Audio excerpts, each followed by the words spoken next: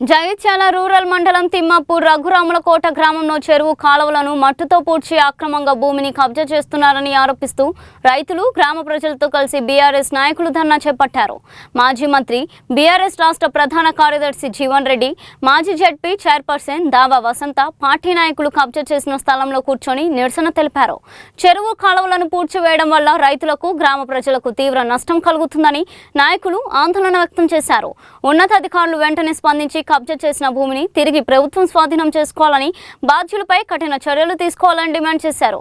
స్పందించిన Jagtial rural MRO Hakim స్థలాన్ని పరిశీలించి విచారణ జరిపి చర్యలు తీసుకుంటామని హామీ ఇచ్చారు.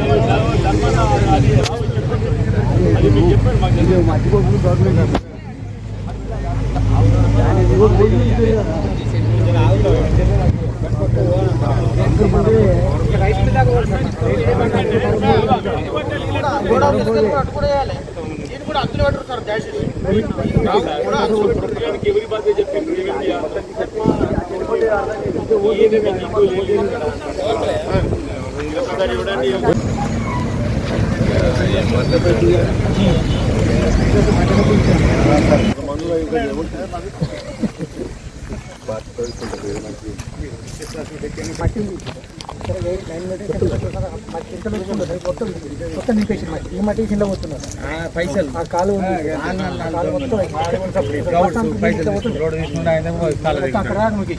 తొవ్వ కూడా ఉంది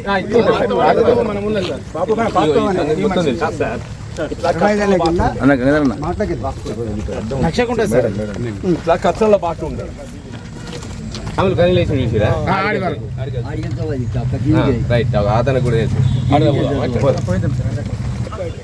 ఈ మట్టి మొత్తం బయట పోవాలి సార్. అన్న జరగవా అదే వరిలో మట్టి వాళ్ళంతా కుప్పలు పోసి మళ్ళీ తీసుకో ఎక్కడ తీసుకోవాలి ఆ బంధువులు దగ్గర ఇదంతా పూత మట్టి అయితే ఎట్లా ఏర్పడుతుంది చెప్పండి సార్. ఇదంతా ఉర్రే గడ్డం పూసిన మట్టే కదా సార్.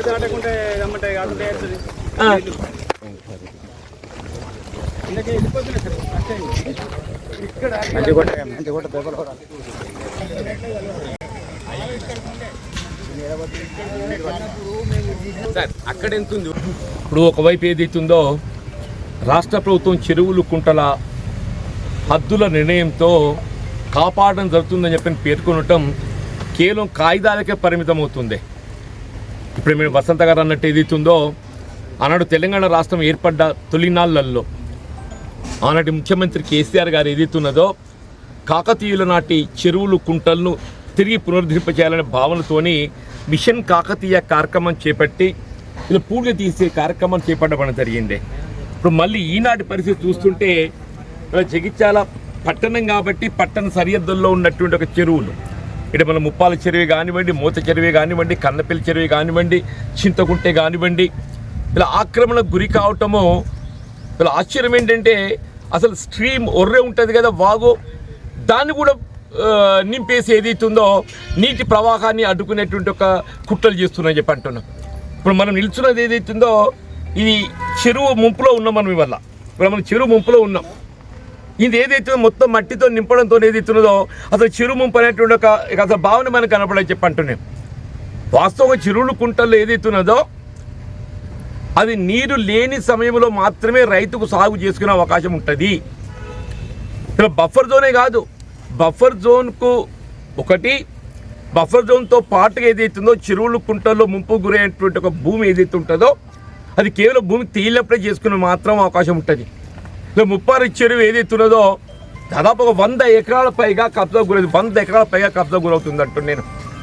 దీనికి వచ్చే ఉర్రలు పూర్తి మాయమైపోయినాయని చెప్పి అంటున్నా.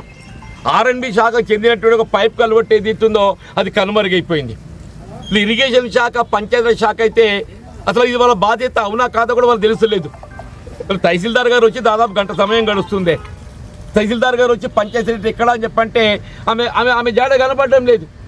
అసలు బేసిక్ ఏదైతుందో వీళ్ళ పంచాయత్ సెక్రటరీ అనేది కేవలం గ్రామ పంచాయతీ విధులతో పాటుగా ఆ గ్రామ పరిధిలో ఉండేట రెవెన్యూ శాఖ చెందినట్టు విధులు కూడా వాళ్ళు నిర్వర్తిస్తున్నారు. ఆస్తులు కాపాడే బాధ్యత వాళ్ళపై ఉన్నది. చెరువు దురాక్రమణకు గురవుతుందంటే వీళ్ళు వాచ్ అండ్ వార్డ్ ఏదేదో పంచాయత్ సెక్రటరీ. నేను దయచేసి తహసీల్దార్ గారితో కోరేది ఏంటంటే ముందు మీరు ఆ పంచాయత్ సెక్రటరీపై చర్య తీసుకుండా అసలు ఆమె ఏం చేస్తుంది, విధులు నిర్వర్తిస్తుందా లేదా?